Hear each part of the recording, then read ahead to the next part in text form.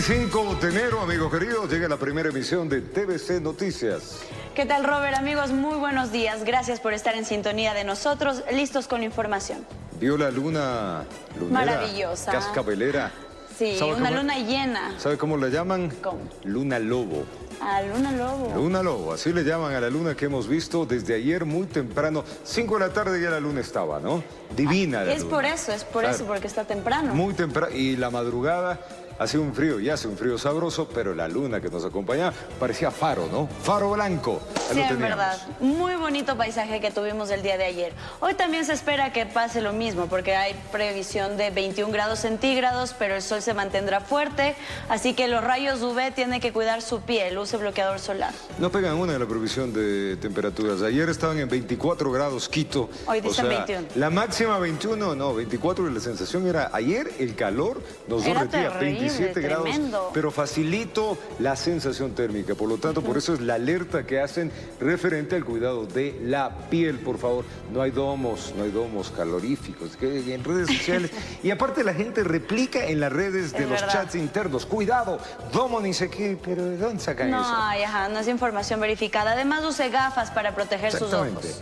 Bueno, vamos a las noticias políticas. Lo que ha pasado en el país, con 5 votos a favor y 4 en contra, se aprobó el informe para el primer debate. ¿De qué, María Mercedes? Necesario de este proyecto de ley económica urgente para enfrentar el conflicto armado interno.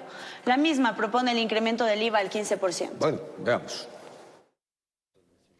Fue una jornada tensa de cabildeos previos, pero sin llegar a consensos. Si bien el informe que propone el incremento del IVA al 15% fue aprobado con 5 votos para que sea analizado en el Pleno de la Asamblea Nacional en un primer debate, el correísmo, el Partido Social Cristiano y Pachacuti anticiparon que no respaldarán la medida.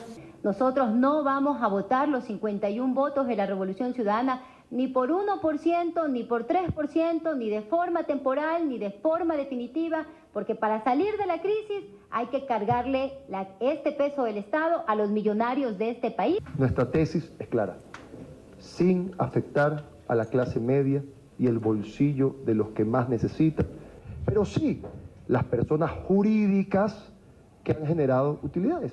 Si de verdad estamos en guerra interna, esto es fuerza mayor, deberíamos suspender el pago de la deuda pública.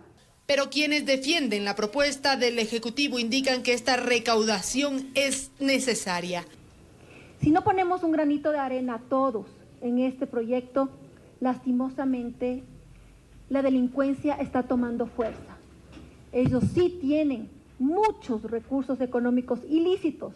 La presidenta de la Comisión de Desarrollo Económico, Valentina Centeno, quien forma parte del oficialismo, indicó que el gobierno ha escuchado y aceptado 8 de 10 propuestas. Primero aceptamos la temporalidad de la medida y se ha puesto el IVA temporal por 2 años y 1 punto porcentual de manera permanente.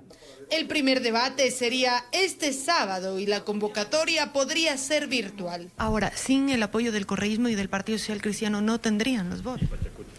Bueno, sin duda alguna el panorama se torna un poco más complicado, pero creo yo que sí podemos llegar a consensos. Creo yo que las puertas siguen abiertas a seguir en el debate. Esto no se definirá sino hasta el último momento.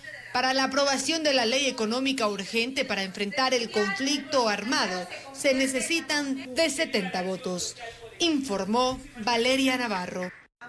La Comisión de Régimen Económico continúa con el tratamiento de la ley para el ahorro y la monetización de los recursos para la lucha contra la corrupción. Durante su comparecencia, el ministro de Economía señaló que el gobierno encontró desmantelada la unidad de análisis financiero. ¿Cómo se plantea fortalecer esta institución? Ya le contamos.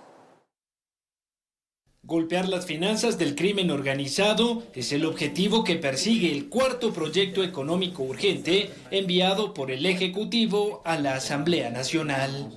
El ministro de Economía, Juan Carlos Vega, compareció ante la Comisión de Régimen Económico e indicó que un eficiente proceso de extinción de dominio beneficiará al erario nacional. Que alrededor del 1.5% del PIB de los países está en economía ilegal. En el caso del Ecuador, eso significaría entre 1.700 y 2.000 millones de dólares. Creo que la parte más importante de esto es quitarle recursos al crimen organizado. Juan Carlos Vega resaltó la necesidad de salvaguardar y fortalecer a la Unidad de Análisis Financiero, entidad que fue encontrada desmantelada por su gobierno. La UAFE, con pocas capacidades técnicas, con poca tecnología, solamente con oficina en Quito, y es fundamental en estos momentos para identificar, para investigar y para desmantelar las operaciones de lavado de activos y de crimen organizado. La UAFE estima que requerirá cerca de 3 millones de dólares para optimizar sus operaciones. Que el CERCOP cuente con una unidad complementaria antilavado, lo cual a nuestro criterio haría más eficiente la detección de operaciones sospechosas y con eso la lucha contra la corrupción y el lavado de activos. Con respecto a este proyecto, la Superintendencia de Bancos reiteró su compromiso de intervenir oportunamente en cuentas de procedencia ilícita. Es más que nada seguir fortalecer el control a los sujetos obligados, que en este caso son los bancos, y más que nada que cuando ya lleguen las órdenes judiciales de extinción de dominio, los bancos la apliquen inmediatamente en forma y en fondo. Los miembros de esta comisión insistieron en la necesidad de simplificar los procesos para ejecutar la extinción de dominio. Para reducir un poco el déficit fiscal y para que esto sea invertido en proyectos sociales, pero también en herramientas tecnológicas para la Fiscalía General del Estado. Con la aprobación de la ley, la Fiscalía primero que reduce el tema de la investigación patrimonial en temas de entregarle a la función judicial los elementos para la extinción de dominio de 12 a 3 meses. Informó Álvaro Terán. El director del Servicio Nacional de Atención Privados de Libertad compareció ante la Comisión de Seguridad de la Asamblea Nacional.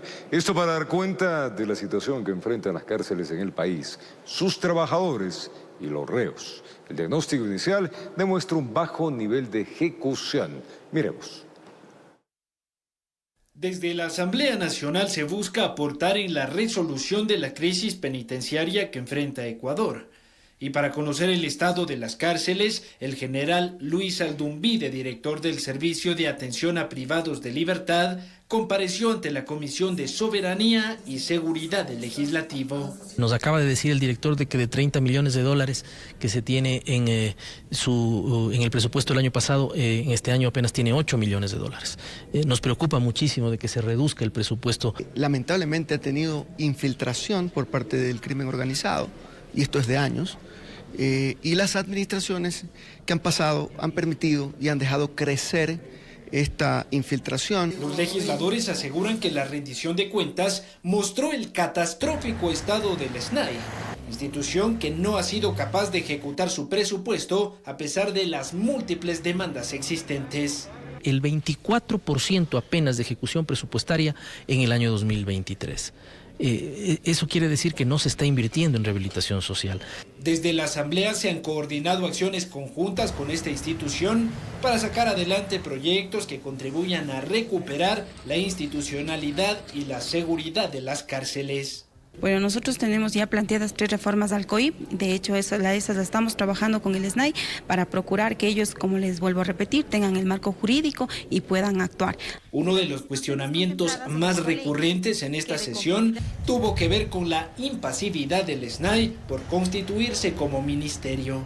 Debe subir al rango de ministerio, no se ha cumplido lamentablemente, pero ellos ya deben tener esas facultades. ¿Y eso implicaría mayor presupuesto también? Mayor presupuesto, mayor personal también, y por supuesto eso implicaría que tenga el impacto que debería tener en esta crisis que estamos viviendo. Los legisladores no dejaron pasar la oportunidad para reiterar su deseo de fiscalizar autoridades pasadas y en funciones. Aquí se tiene que revisar quiénes han estado, quiénes deberían seguir y quiénes no, por supuesto. Y claro, necesita hacer ese cambio estructural que digo, incluido el tema personal, incluido el tema directores. Informó Álvaro Terán. Mientras tanto, la Corte Constitucional ya dio luz verde para que los uniformados de los Estados Unidos puedan apoyar en la lucha contra el crimen organizado. Ellos tendrán ciertos privilegios e inmunidades de las misiones diplomáticas. Fue una de las últimas gestiones de Guillermo Lasso antes que decida dejar el poder. El 6 de octubre del 2023 con Estados Unidos firmó un acuerdo para establecer la permanencia de militares y personal de defensa del país del norte en territorio ecuatoriano para enfrentar el crimen organizado. Un poco más de 3 meses le tomó a la Corte Constitucional analizar el caso y dar luz verde. La Corte señala que no vulnera derechos consagrados en la Constitución, por lo tanto no requiere de aprobación de la Asamblea. ¿Qué veo de gran positivo ahora? Es que sí tenemos debilidades y debemos reconocerlas como nación, y esta debilidad es efectivamente en nuestro mar. Se ve muchísimo tráfico, o se escucha que hay muchísimo tráfico, digamos, marítimo. Sin embargo, se establecen límites como lo cita el constitucionalista David Carrión. Incluso en territorio o en mar, lo que se tiene que hacer es que el ejército que pueda colaborar, o sea, tropas pueden ingresar, eso es importante mencionar. Sin embargo, siempre van a estar al mando de lo que designen o ordenen las tropas ecuatorianas, o sea, el comando conjunto, el alto mando militar. Y es que efectivamente las operaciones y cooperaciones tienen una fecha de vencimiento y pueden dejar abierto en el hecho de que cuando se requiera se convocará y tendrá una fecha perentoria. Pero como dice el viejo dicho popular, no todo lo que brilla es oro, y eso es lo que le preocupa a Ciro Guzmán, del Colegio de Abogados de Pichincha. Van a participar en operaciones conjuntas dentro del territorio, en el combate, dicen ellos, al narcotráfico, en el combate a grupos irregulares, etc. La pregunta es, ¿qué ocurre, por ejemplo, si en ese combate se dan de baja a ciudadanos o ciudadanas ecuatorianos?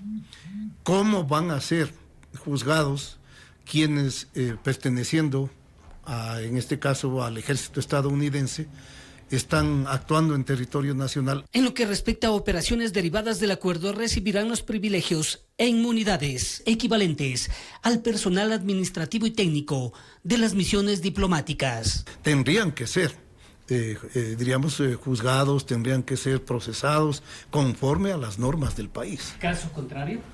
Caso contrario, estaríamos violentando la soberanía nacional.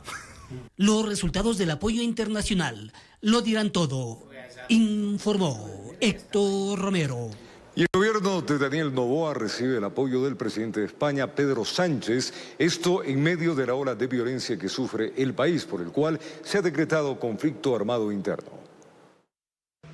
El primer mandatario, Daniel Noboa, visitó el Palacio de Moncloa en España, en donde se reunió con su par Pedro Sánchez. En el encuentro, el presidente español reiteró el respaldo a las instituciones democráticas de Ecuador, además de insistir en la disposición de profundizar las relaciones en materia de seguridad tras decretarse el país en conflicto armado interno. Noboa también estuvo en el Palacio de Zarzuela, en donde se reunió con el rey Felipe VI luego de participar en la Feria Internacional del Turismo. El resultado final va a ser no solo la paz, sino el empleo de estos jóvenes.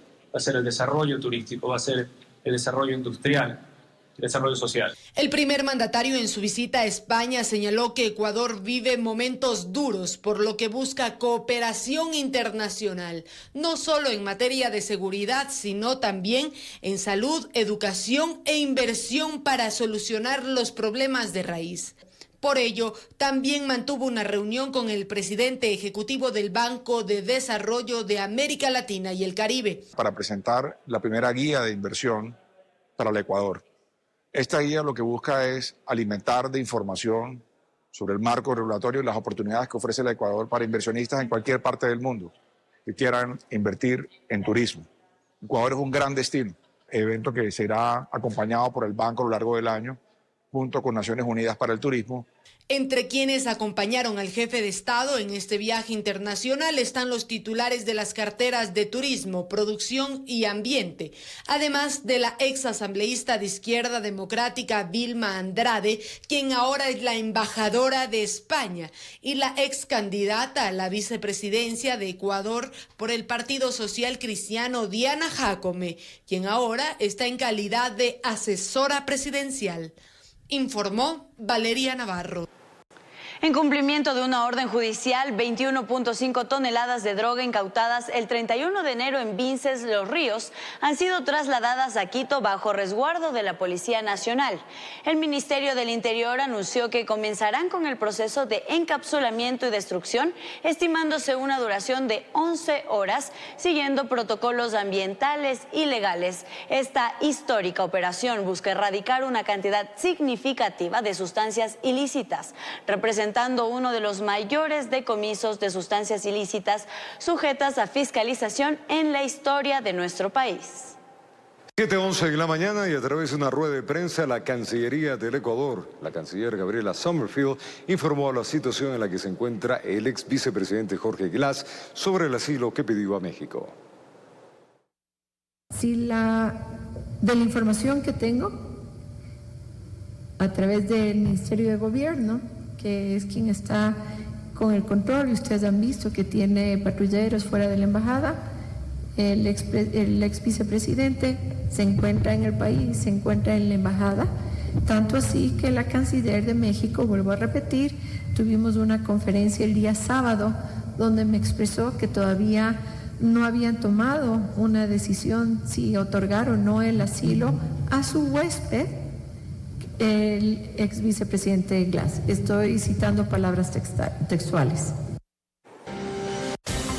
En la Corte Nacional de Justicia se apresta a designar un nuevo presidente. 3 jueces se disputan el cargo. Al retornar le contamos todos los detalles.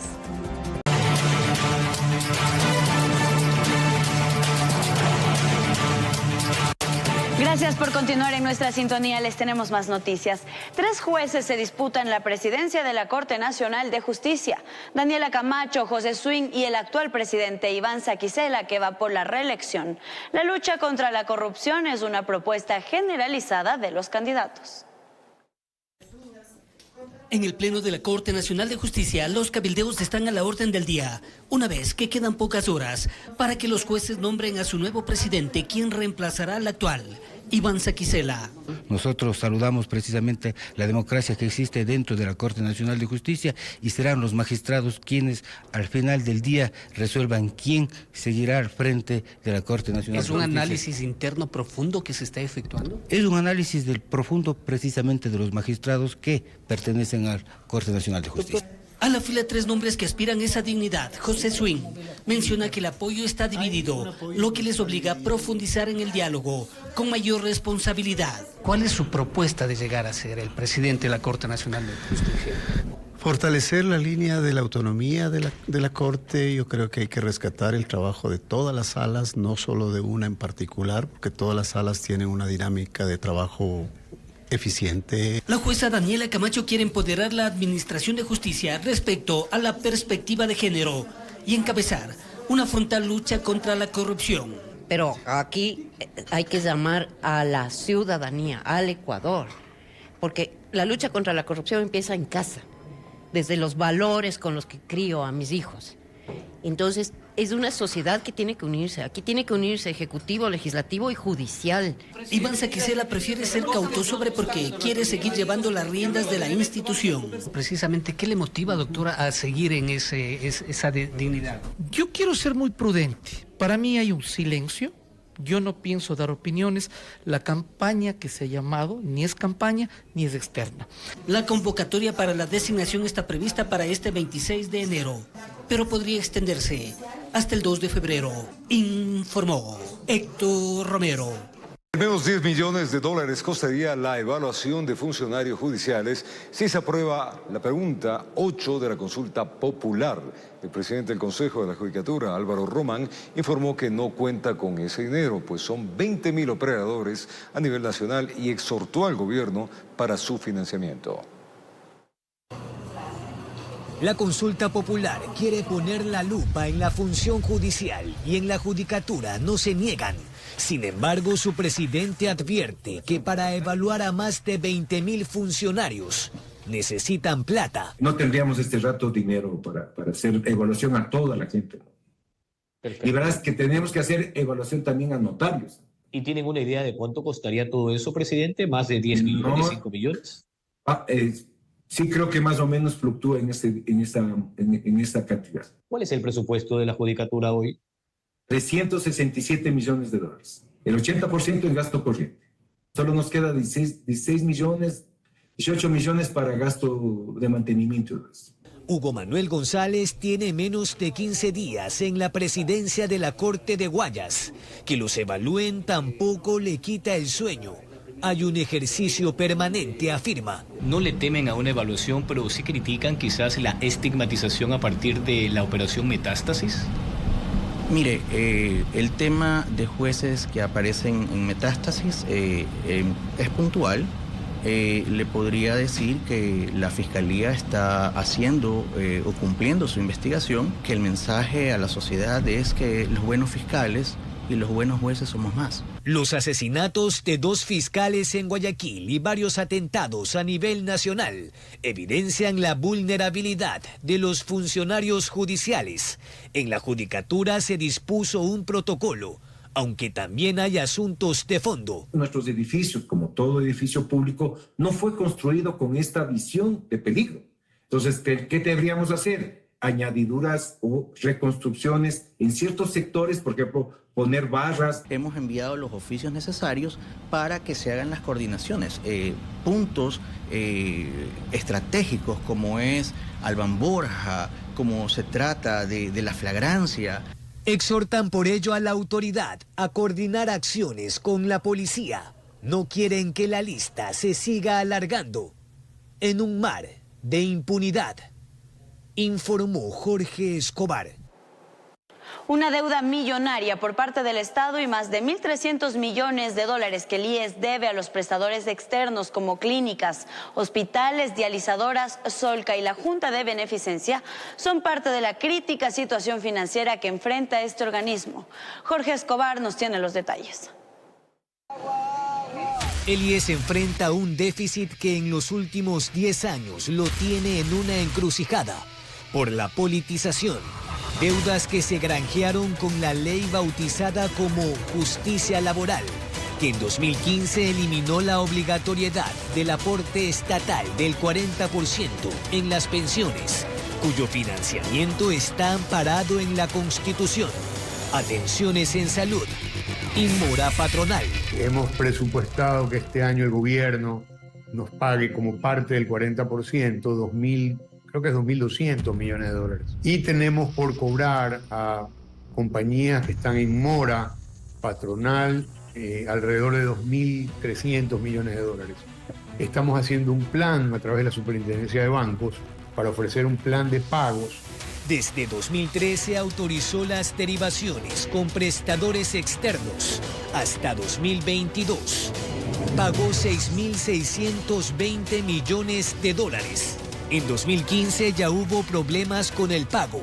El consejo directivo a cargo de Richard Espinosa, basado en la disposición 16ª de la misma ley, aprobó una disminución porcentual en los fondos de pensiones y riesgos de trabajo para aumentar el de salud, pese a la afectación a los jubilados.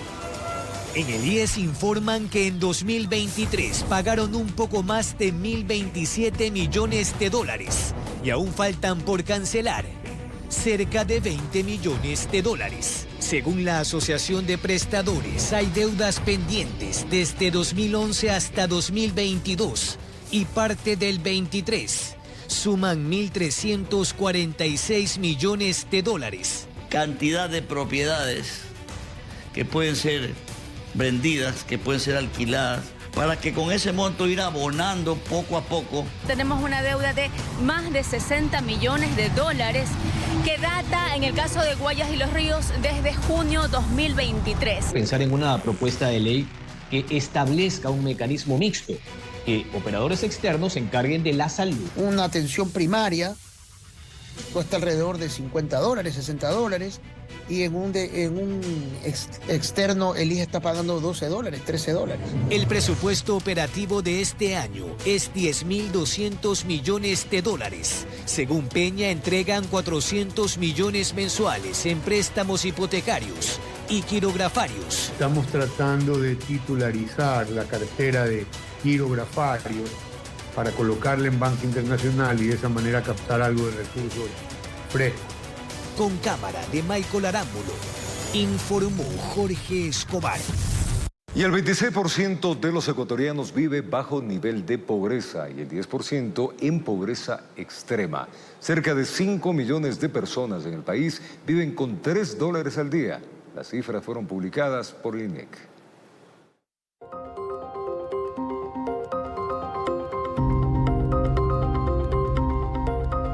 Este 23 de enero de 2024, el Instituto Nacional de Estadísticas y Censos publicó los principales resultados sobre los indicadores de pobreza y desigualdad al mes de diciembre de 2023. Las estadísticas señalan que 26 de cada 100 ecuatorianos luchan diariamente para sobrevivir con tan solo $3 al día. Este revelador dato pone de manifiesto la cruda realidad que enfrentan muchos ciudadanos en el país. Mientras la nación busca avanzar y progresar, una significativa proporción de su población se ve atrapada en condiciones de vida extremadamente precarias. Así lo destaca el presidente del Colegio de Economistas de Pichincha, Víctor Hugo Albán. Lamentablemente no se han dado las correcciones que deberían darse para que nuevamente se reactive la inversión, porque lo único que requiere el país es inversión. Hay fuentes naturales para la inversión, el turismo, como usted bien manifestaba hace un momento. El turismo no está explotado en el Ecuador y ahorita más que nunca ha pasado a ser uno de los países más peligrosos de Latinoamérica.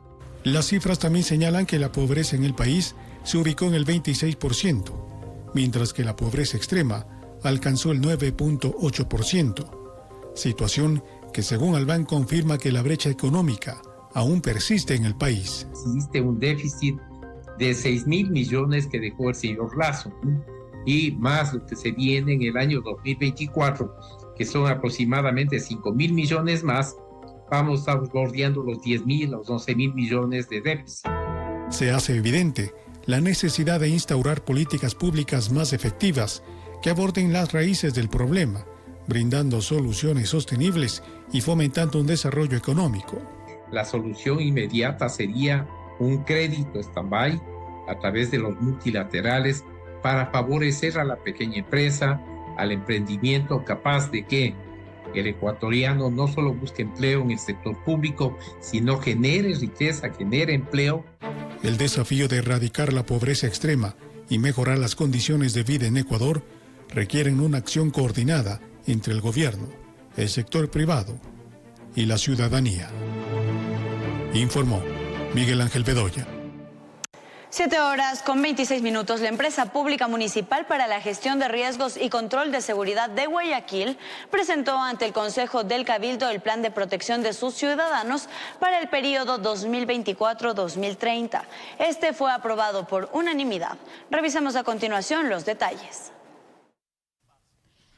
Para contar con una hoja de ruta y aplicar políticas de prevención de los delitos con el objetivo de reducir el índice de criminalidad en Guayaquil, enmarcada en las competencias de la empresa pública municipal de seguridad, fue presentado a los 15 concejales el plan integral que tendrá vigencia hasta el 2030. Durante su exposición en la sesión del Consejo, se resaltó que en la construcción del mismo participaron miembros de la sociedad civil a través de varios talleres. Guayaquil, desde febrero, exactamente el 6 de febrero, ya tenía una propuesta que se fue aterrizando a un plan. Justamente como nosotros a estas fechas ya teníamos esto, tuvimos desde el día 1 el acompañamiento de Naciones Unidas y en ese año del Ministerio del Interior. Nuestro objetivo general en el plan es hacer de Guayaquil una ciudad de paz a través de la ejecución de políticas de prevención del delito y la violencia, que mejoren las condiciones de convivencia ciudadana en sus barrios, recuperando la confianza de los habitantes de Guayaquil en sus autoridades. Si bien el proyecto está dirigido a los 2.700.000 habitantes de la ciudad, se buscó priorizar a los que viven en los sectores con mayor índice de conflictividad. El alcalde, por su parte, indicó que esto no es un gasto, sino una inversión. Entonces nosotros, a partir de tener este plan de política criminal y convivencia ciudadana que ponemos a disposición del Consejo para que se apruebe y se aplique, todo gasto se convierte en inversión. Y a partir de esta planificación vamos a cumplir también con la propuesta de campaña de ir formando los contralores sociales. Los contralores sociales es precisamente ir armando grupos y comités en los diferentes barrios, que son los que nos van a ayudar a llevar el control de este plan de política criminal y convivencia ciudadana, porque sin la comunidad no podemos. El plan de seguridad fue aprobado por unanimidad y desde ya se pone en marcha, informó Maite Morán. Por medio de una prueba de ancestría, los ecuatorianos pueden tener una preferencia más precisa sobre el origen de sus antepasados. Estos tests se realizan por parte de la Cruz Roja Ecuatoriana gracias a una base de datos genéticos que fueron recopilados por analistas a lo largo de los años. ¿De qué se trata? Interesante. Veamos. A través de nuestro ADN podemos indagar en nuestro pasado, conocer a qué enfermedad podríamos ser propensos o si desarrollaremos algún tipo de alergia en el tiempo. Todo esto gracias a estudios de secuenciación genética que nos permiten conocer las características y el complejo funcionamiento de nuestro cuerpo. En la Cruz Roja Ecuatoriana desde hace 4 meses realizan test que se basan en esta lógica y hoy en día nos permiten conocer sobre nuestros orígenes. La prueba, que se realiza a través de la toma de una muestra de sangre, lleva por nombre test de ancestría.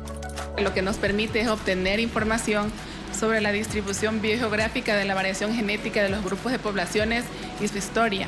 Entonces eso nos permite a nosotros conocernos un poco más, saber en nuestro ADN cómo está compuesto los grupos poblacionales de los que estamos conformados. De acuerdo al analista, desde que pusieron la prueba a disposición del público ha habido una respuesta positiva.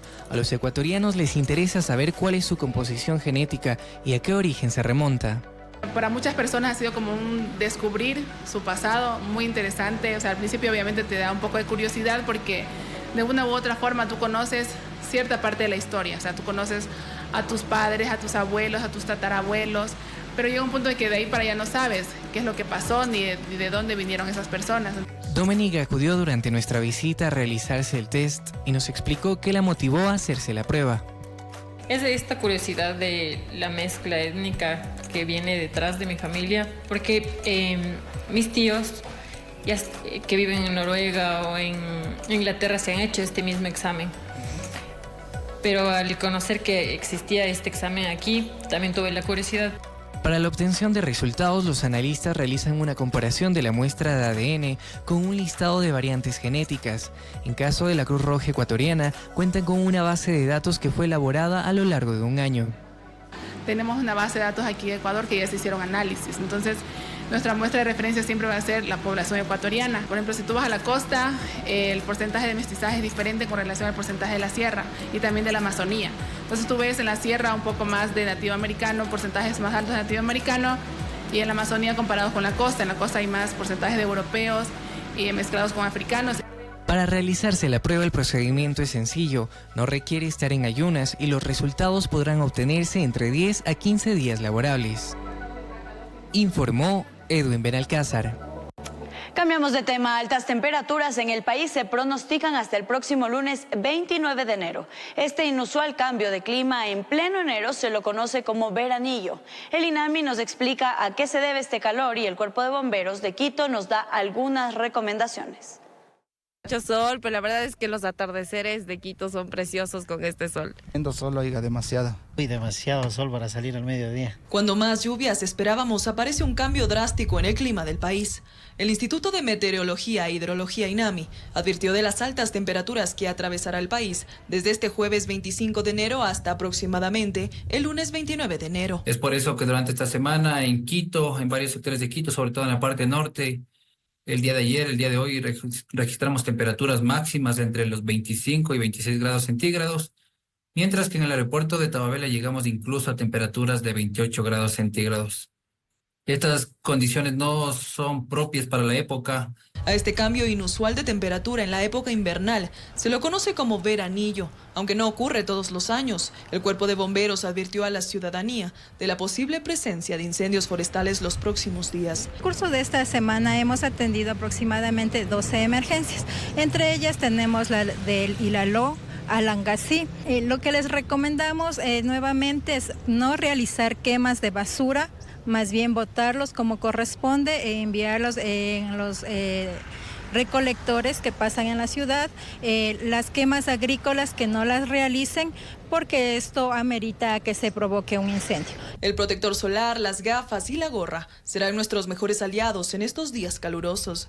De hecho, esta pequeña ola de calor producida en pleno enero, después de varias semanas con precipitaciones, se debe a lo siguiente. A partir del último fin de semana tuvimos un importante cambio en la circulación del viento y esto ha originado que tengamos durante la presente semana un ingreso de aire más seco. Al tener un ingreso de aire más seco, lo que provoca es que tengamos una reducida cantidad de humedad disponible en la atmósfera y esto a su vez se deriva en que tengamos cielos bastante despejados, muy pocas nubes. Aunque no es común sentir altas temperaturas en enero, al menos para la sierra, según el INAMI, para la primera semana de febrero probablemente las lluvias volverán a visitarnos, informó Mía Sabeli Carrera.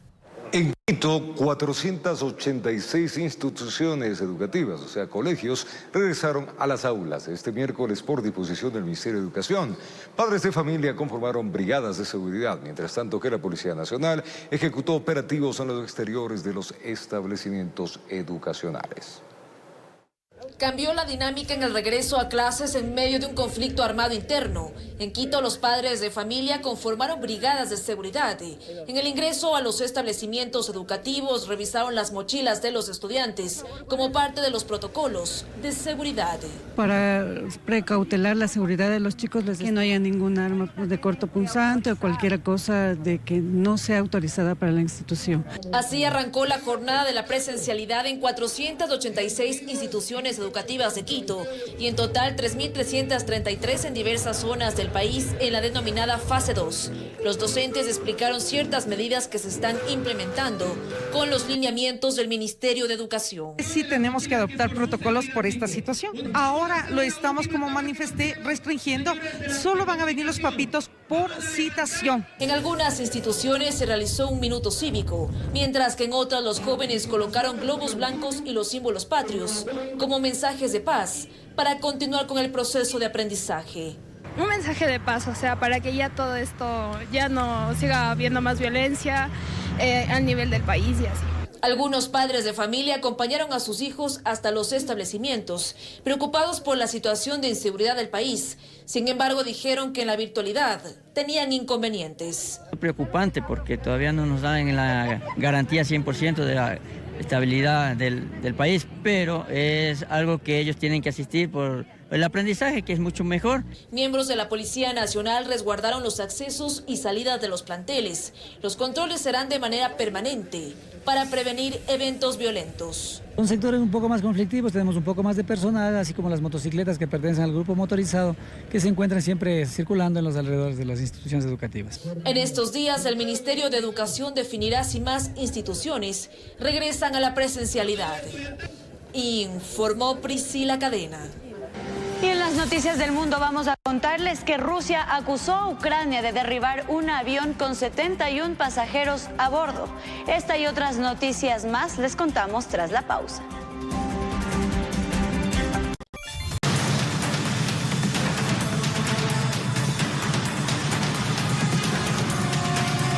Cambiamos de tema. En el centro de Quito, un presunto integrante de una organización terrorista murió tras llegar a las inmediaciones de un dispensario médico. El cuerpo presentaba varias heridas de arma blanca. 3 sospechosos fueron capturados.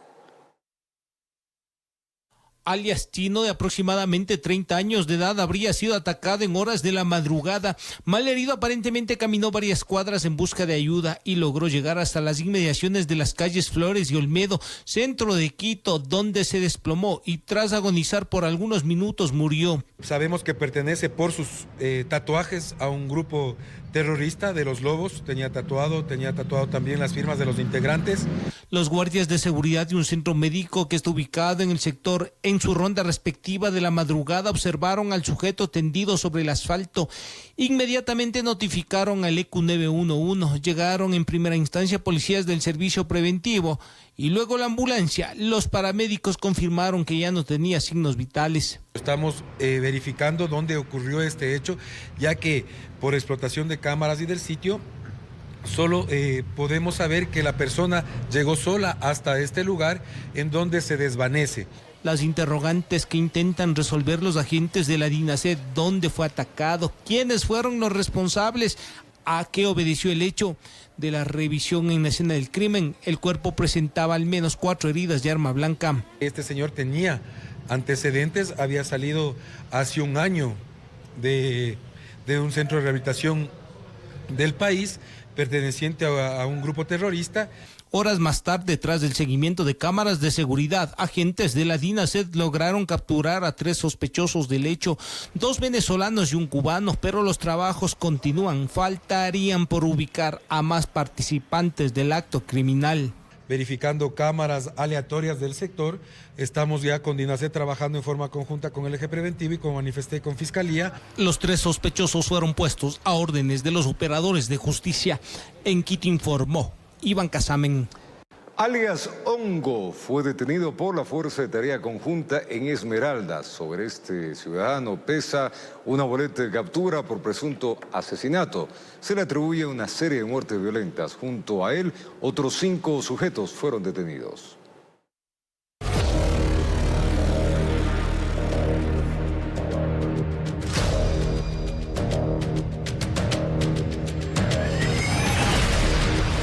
La Fuerza de Tarea Conjunta en el sector de Tripa de Pollo en Esmeraldas detuvieron a estos sujetos, 6 miembros de un grupo terrorista, los Tiguerones. Entre ellos estaba Jimmy B. En una de sus piernas tiene el tatuaje característico de esa organización criminal. Nacido en 2002, se convirtió en objetivo de búsqueda de la fuerza pública, pues a su cargo tiene unas 15 muertes violentas. Por eso tenía que ser atrapado. Está con boleta de captura por asesinato. Era un objetivo de alto valor para los uniformados. Pese a que era buscado por la justicia, jamás dejó de hacer de las suyas. En poder de los aprendidos se encontró 5 carabinas artesanales, un revólver, 9 municiones, con las que se dedicaban al cometimiento de delitos como robo, sicariato y vacunas. Alias Hongo solo tiene 24 años. Y de la mano del grupo terrorista inició su carrera delictiva cuando solo era un niño. Reclutado por el sistema narco, se convirtió en un criminal que ahora tendrá que rendir cuentas a la justicia por la ola de terror que se ha generado entre la población. Quedaremos todo de nosotros para llegar a la paz y la tranquilidad, la seguridad de toda esta comunidad que se lo merece. Informó Marilyn Jaramillo.